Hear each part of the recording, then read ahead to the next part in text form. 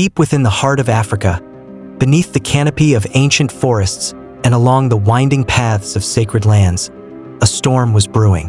The year was 1898, and the British Empire, unstoppable, insatiable, and armed to the teeth, was expanding its grip across the globe. But in the Anioma region of present-day Nigeria, the empire was about to meet its match.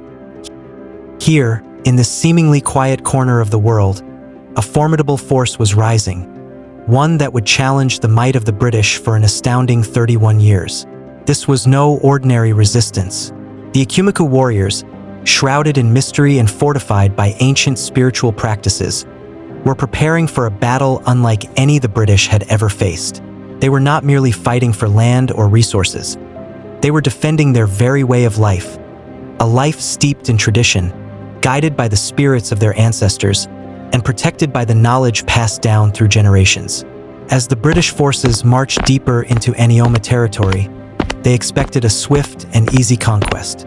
What they encountered instead was a sophisticated society, one that wielded not just weapons but also wisdom and a profound connection to their environment. The British would soon realize that in this war, guns and cannons were not enough.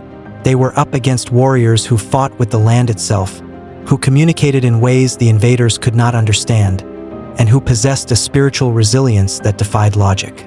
This is the story of the Ekumeku Movement, a story of ingenuity, spirituality, and unyielding defiance.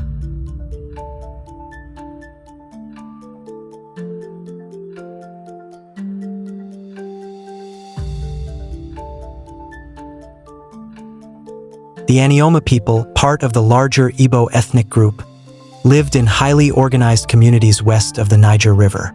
They were farmers, traders, and craftsmen, thriving on the production of palm oil, yams, and textiles. Their cities and villages, like Asaba, Agwashiakwu, and Ibusa, were bustling hubs of activity.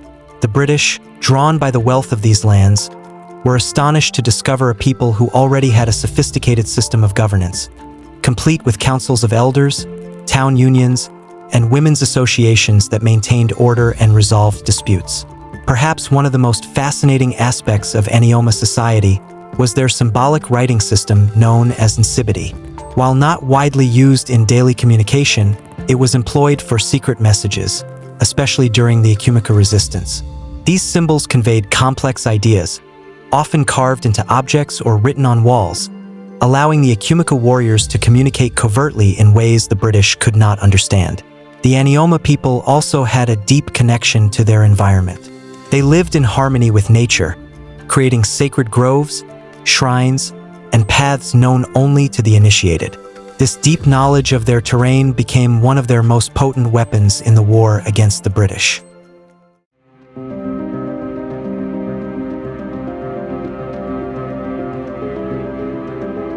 The Ekumeku warriors were not merely fighters. They were spiritual protectors of their people. The name Ekumeku translates to silent ones or silent movement, and it was fitting. This was a brotherhood bound by oaths of secrecy, spiritual rituals, and a mission to defend the Anioma way of life at all costs. Before going into battle, the warriors would gather for elaborate spiritual ceremonies. These rituals often involved the invocation of deities and ancestors, seeking their blessings and protection. Charms and amulets, known locally as agwu, were believed to make the warriors invincible. Some accounts even suggest that Ekumeku warriors were seen walking fearlessly into British gunfire, certain that their spiritual protection would shield them. Their spirituality wasn't just for protection. It was a morale booster. It created an unbreakable unity among the warriors, who believed they were fighting with the spirits of their ancestors at their side. To the British, it seemed almost supernatural. How could these warriors be so fearless, so elusive, and so unrelenting?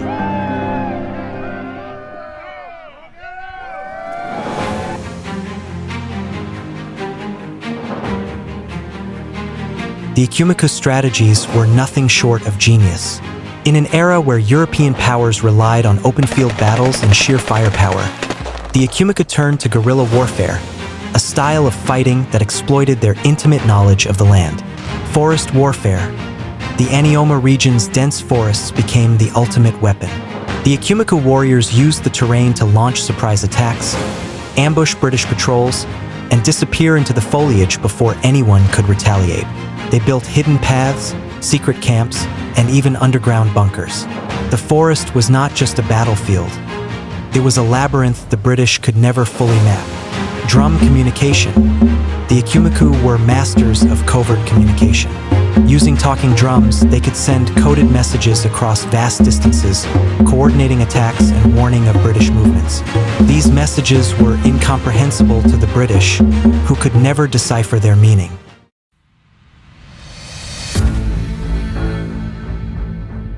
The Ekumeku warriors targeted British supply lines, cut off reinforcements, and destroyed infrastructure. At night, they would send eerie sounds through the forests, drums, chants, and whistles, to terrify the British soldiers, who began to fear the unseen forces of the Anioma warriors.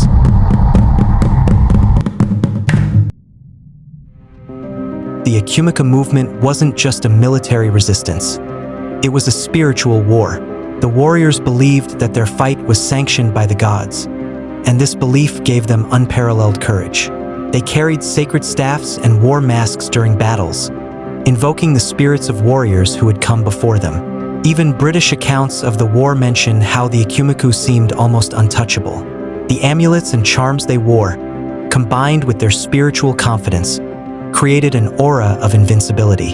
To the British, these warriors seemed to move like shadows, appearing and disappearing without warning. But the spiritual practices of the Anioma people went beyond battle. The Ekumeku believed that their fight was part of a larger cosmic balance. They were defending not just their land, but the harmony between their people and the spirits of the earth. The British encounter more than just resistance. When the British arrived in Anioma, they expected to find a primitive society ripe for exploitation. What they found instead was a thriving, organized community with its own systems of writing, governance, and spirituality. The British were fascinated and frustrated by the Anioma people's resilience. Despite the introduction of advanced weaponry like cannons and rifles, the Ekumeku warriors held their ground for over 3 decades. The British, with their rigid military formations, were no match for the fluid, unpredictable tactics of the Ekumeku. One British officer reportedly wrote about the Ekumeku's ability to vanish into the forest like ghosts, saying, "We are fighting an enemy we cannot see, with weapons we do not understand."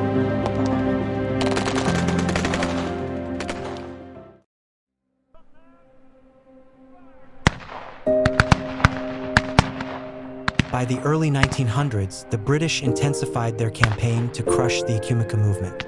They destroyed sacred groves, imprisoned community leaders, and used divide-and-conquer tactics to weaken the unity of the Anioma people.